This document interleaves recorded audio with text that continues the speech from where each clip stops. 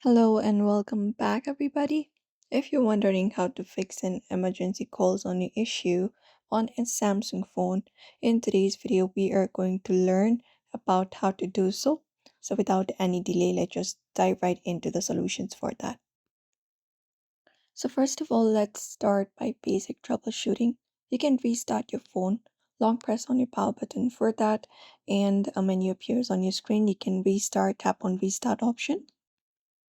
Just go ahead and look out for the restart option in your screen and tap on it. That should refresh the network settings and resolve the temporary glitches that might be causing the issue. Apart from that, what we can do is we can head over and update our device's software. You can head over to your device's settings for that and open it up. And once you open it up, you may just scroll to the given options and find the option for software update. Go ahead and find it up and tap on it.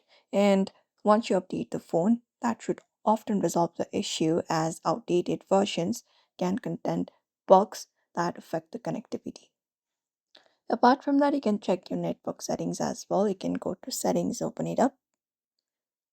And once you open it up, you can go to connections, tap on it.